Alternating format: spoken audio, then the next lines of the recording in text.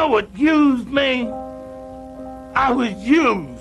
How did you make your money? Being tested, being a human guinea pig. They cut my back, cut some pieces out, layers of skin. I was on the LSD test. They had a test back then where they were burning guys with radiation. Yeah. I had took the toothpaste test in the mid-60s at a very early age. I lost all of my teeth by the time I was 23 years old. We've seen Holmesburg becoming a house of horror, and we've seen the doctors becoming Frankensteins. They had bandages on them, on their arms and their backs and their chests. Right away, it gave me a chill. The ominous walls of Philadelphia's Holmesburg Prison. Experiments on prison inmates in Pennsylvania. It really was the Kmart of human experimentation. Living conditions was bad. Hundreds of former inmates who, for pay, had agreed to participate in medical tests. Caged guinea pigs, now suffering the health consequences years, even decades later. Horrendous experiments, surgical procedures that were really horrific. Funding from major pharmaceutical companies. The evidence is incontrovertible. We're living proof that it happened. And what went on there was nearly forgotten. Why were these records destroyed?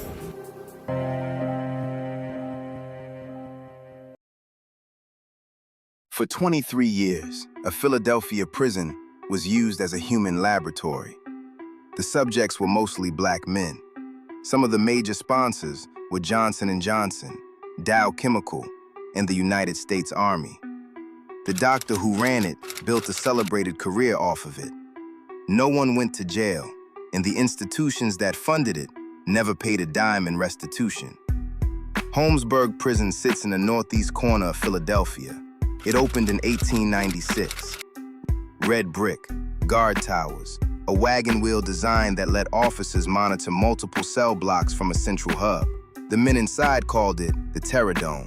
By 1951, Holmesburg was housing roughly 3,000 men, most of them awaiting trial, not yet convicted of anything, most of them black, most of them poor, most of them trapped by a bail system that made poverty its own kind of sentence. Some were locked up for minor offenses like shoplifting or disorderly conduct. If you couldn't afford 10% of your bail, you sat, you waited.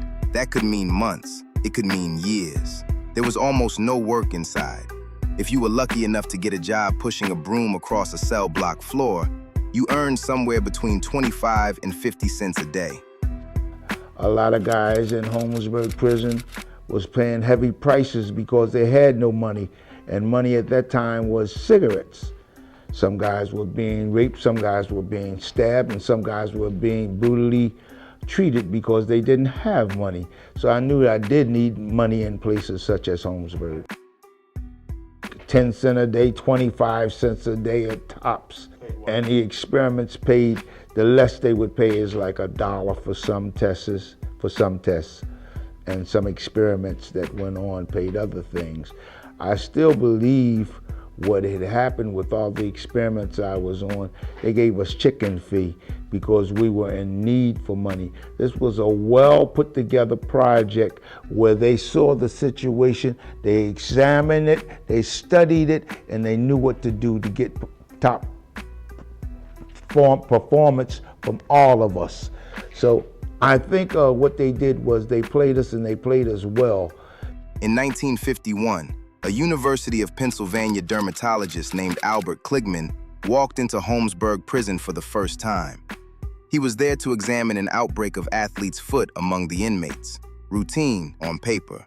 But when Kligman walked through those cell blocks and looked at the men, hundreds of them, idle, pinned in, what he later described seeing was not a population of human beings in distress. He said, "All I saw before me were acres of skin. It was like a farmer seeing a fertile field for the first time." That quote has followed Kligman through history, and it should, because it tells you exactly how he saw those men. Not as patients or even people, but as raw material. Kligman was 35 years old. He had a botany degree, a medical degree, and ambition to burn. And he had just found what he considered the perfect laboratory: captive, controlled, and cheap. What started as a single visit became a 23-year program. Kligman established a formal research operation inside Holmesburg, backed by the University of Pennsylvania and funded, generously funded, by outside sponsors, 33 of them. The men who participated weren't doing it out of curiosity or civic duty. They were doing it because it was the only real money available to them. A standard prison job paid 25 to 50 cents a day. Experiments paid anywhere from $1 to $2 a day, and significantly more for completing specific tests. In a system where that money could meet your bail and get you home, that math was designed to make refusal feel impossible. Inmates participated not because they were patriotic, not because they wanted to advance science. They were interested in gaining some money. These men were desperate, and they were all interested in having money, just as you are on the street. The research covered an enormous range. On the surface, some of it sounded mundane. Testing shampoos, cosmetics, skin creams, perfumes, products that would end up on store shelves, but that was only the surface. Kligman and the doctors working under him also exposed men to herpes, to staph bacteria, to skin-blistering chemicals, to radioactive isotopes, to dioxins, carcinogenic compounds later associated with Agent Orange, to psychoactive and hallucinogenic drugs at the request of the U.S. Army. Men had patches applied to their skin, left for days, sometimes longer. They were injected with substances they were never told the names of. When Alan Hornblum, a literacy educator who worked in the Philadelphia prison system starting in 1971, first noticed the inmates, he described seeing scores of men whose arms, chests, shoulders, and backs were covered in medical tape and bandages. This is where the experiments were generally performed. They had bandages on them, on their arms and their backs and their chests. Right away, it gave me a chill. Holmesburg was the Kmart of human research in post-war America. Anything that anybody wanted done on a human could be accomplished there.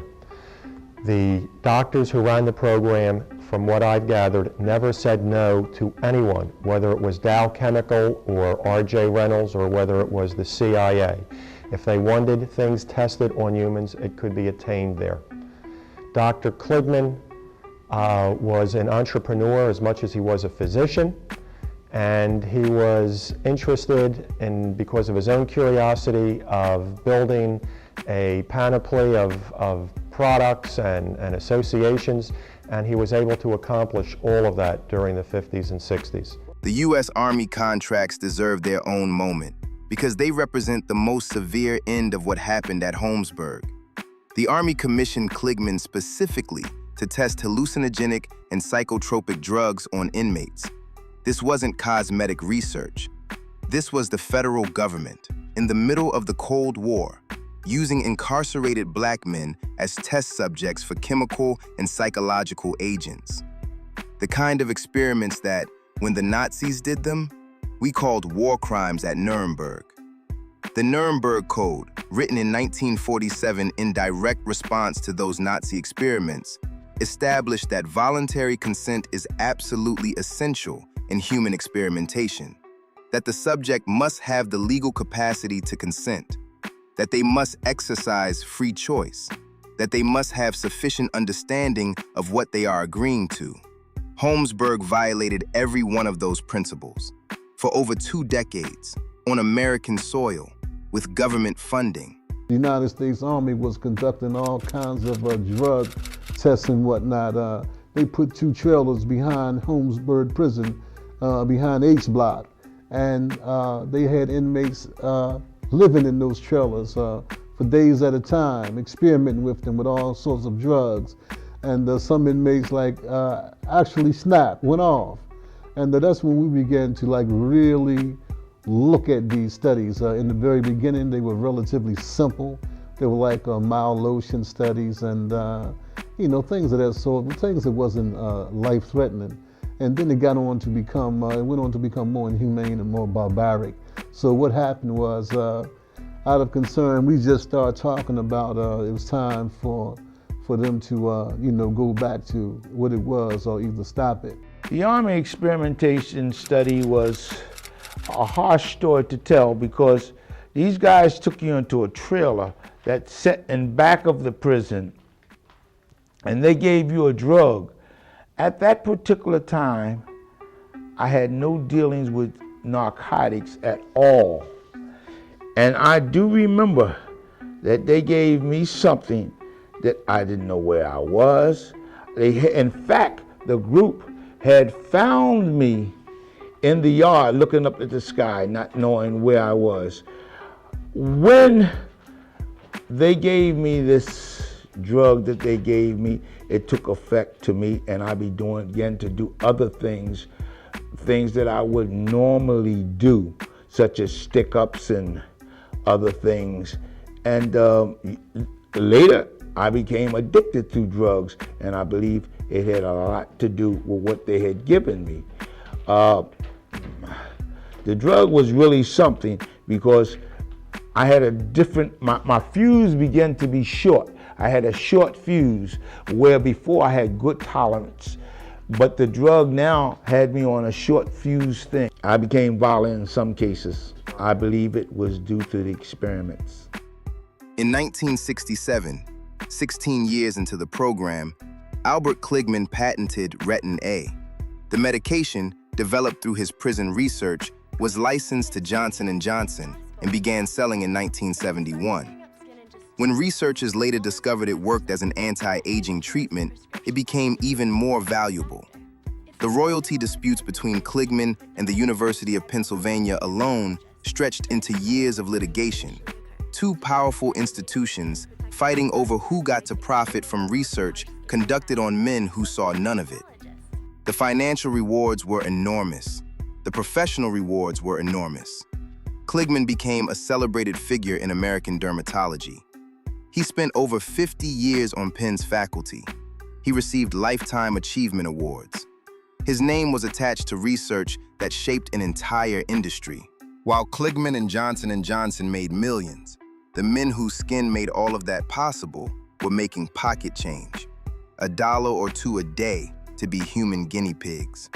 Many of them carried the physical effects for the rest of their lives: scarring, chronic conditions, health complications they couldn't always trace back to what had been done to them because they were never fully told what that was. This wasn't a secret operation buried in classified files. It was an open program known to prison administrators, to university leadership, to the companies writing the checks. They were published papers. Kligman presented findings at conferences. The research ran in plain sight. What protected it was a combination of institutional power, racism, and the simple fact that incarcerated people, especially incarcerated Black people, were considered by most of the relevant decision-makers to be outside the circle of concern. When Hornblum started asking questions in the 1970s, he was met with denial and institutional resistance. The University of Pennsylvania, one of the most powerful employers in the city of Philadelphia, was not eager to own its role. Corporate sponsors were not eager to revisit the sourcing of their research. The city was not eager to examine what it had allowed inside its own jail. Leotis Jones filed a lawsuit in 1984. The city of Philadelphia paid out a single $40,000 settlement to one survivor. Penn, Johnson & Johnson, Dow Chemical, and the U.S. Army, the institutions that actually funded the experiments, never paid a dime. Hornblum published Acres of Skin in 1998. It got attention. Kligman faced no charges. He died in 2010 at 93, a revered figure in his field, a multi-millionaire, and on Penn's faculty till the end. In 2021, Penn Medicine's dean issued an apology, calling Kligman's experiments disrespectful. In 2022, Philadelphia's mayor issued a formal city apology. In 2023, the College of Physicians, the same institution that had given Kligman a Lifetime Achievement Award in 2003 while survivors protested outside, issued its own apology. Just words. No financial reparations, no systemic accountability, no admission of legal liability. Survivors and their families are still pushing. They want the institutions that profited to do more than issue statements. They want Kligman's legacy in the scientific community reconsidered. They want the harm acknowledged in material terms. If you want to go deeper, Alan Hornblum's book, Acres of Skin, is the definitive account. The survivors' testimonies are a matter of public record. And if this story made you feel something, share it. These men deserve to be known.